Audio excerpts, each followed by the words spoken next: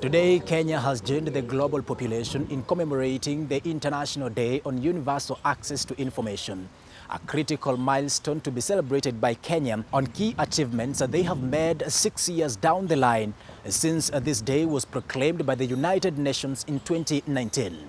Critical as it is, information access has remained a bottleneck in Kenya, with the citizens struggling to hold the government accountable despite constitutional guarantees. 9 years since Access to Information Act was promulgated, challenges remain glaring, making Article 35 of the Constitution of Kenya 2010, which assures every citizen access to information, far from realizing its full potential. There's the challenge of lack of awareness. We have some public officers who seem not to understand the process of accessing information and releasing that information for the consumption of the citizens. But generally, on a broader perspective, access to information is to try and bridge the gap between the citizens and the government, so that there's a level of openness and transparency and accountability amongst the public officers, and the citizens being empowered to engage on a point of information. Civil society organizations insist that creating access mechanism is one thing, but ensuring a safe environment where citizens can seek information without intimidation remains the real test of democracy in the information access space. In order to create a safe environment for us to express ourselves, we really need to go back to the question of who has what obligations, right, when it comes to the release of information. I think it takes us back to the element of proactive disclosure of information. We shouldn't, in fact, have to reach a point where people really have to chase information.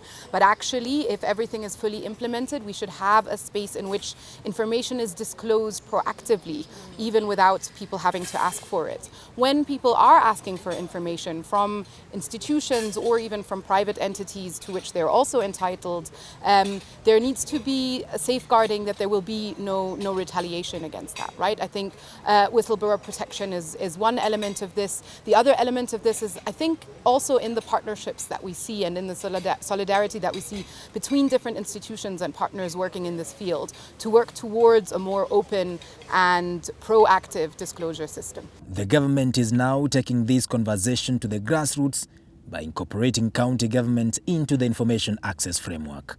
However, as it stands, only Embu and Kwale counties have passed access to information laws, leaving 45 counties outside the bracket. We are communicating to the counties so that they can mirror what we are doing at the national and even make it better because they are more even at the grassroots. So we will be engaging through the forums to the county governments to see that they can adopt right strategies and policies that will make it easy for citizens to access information. This year's theme, ensuring access to environmental information in the digital age, paints a vivid picture of urgent need to bridge the information gap as climate change intensifies and environmental governance becomes increasingly critical to Kenyan livelihoods. All eyes now focuses on the government, the private sector and stakeholders in this space to see full implementation of action points from this conversation. Reporting for Anchor B Productions, my name is Jackson Chacha.